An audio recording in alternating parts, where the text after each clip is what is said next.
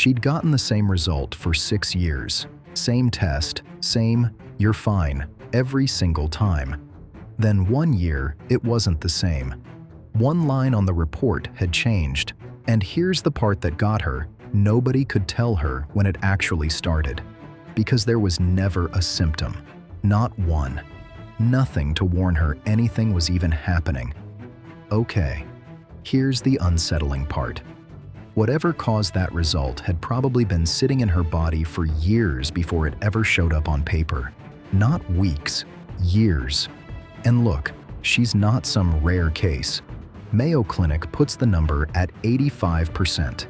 85% of people will get this virus at some point in their life. Most of them will never even know it happened. Now, if you're picturing something dramatic, a rash, a symptom, something you'd obviously notice, that's not this virus. The CDC is pretty blunt about it. You can carry HPV and pass it to someone else without either of you ever having a single symptom. No warning, no red flag, just quiet. The whole way through for most people. Here's the thing. Almost nobody knows going in though. Most of the time, your body just wins. Quietly, no fanfare. Most HPV infections clear on their own within a year or two. No treatment needed, no symptoms, nothing left behind. And honestly, that should make you feel better. It mostly does. But it's also exactly why people underestimate this thing, because usually harmless and always harmless are not the same sentence, not even close. There are over 200 virus types under the HPV umbrella, and a handful of them get labeled high risk. But high risk doesn't mean you'll feel sick. It means if it doesn't clear, the consequences can be serious. In a smaller number of cases, instead of disappearing, the virus sticks around. And that's really the whole ballgame: persistence.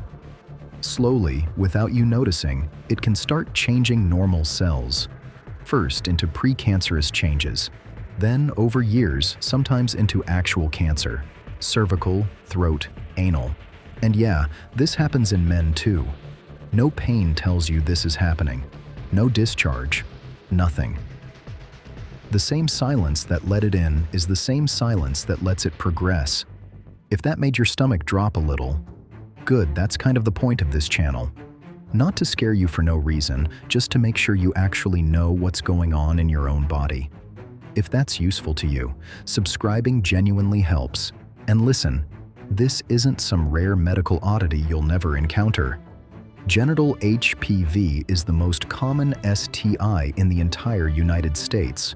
We're talking over 40 million active infections right now, today, with almost half of new cases hitting people between 15 and 24. That story from the beginning? Years of silence? One abnormal result? That's playing out in millions of people at this exact moment. Most of them have no clue. So what actually decides whether it clears quietly or turns into something worse? A few things: a weakened immune system, having multiple partners, and the biggest one you actually have control over, whether you got vaccinated before you were ever exposed. And the vaccine isn't a, maybe you should look into it. It's one of the most effective cancer prevention tools we have. CDC recommends starting as early as age 9, and it's available up through 26. It targets the exact high-risk strains responsible for most HPV-related cancers. And for the small percentage that doesn't clear on its own, screening catches it. A pap smear, a regular checkup, nothing dramatic, years before it ever becomes the kind of phone call nobody wants to get. 6 years of the same normal result. Then one line. No warning, no buildup. That's not bad luck. That's just how this virus works, for almost everyone who ever gets it. The real difference between her story staying quiet and turning serious, whether someone got vaccinated, whether someone got screened. This video's based on researched medical information, and it's for educational purposes only. Always talk to a doctor about your own health, vaccination, and screening options.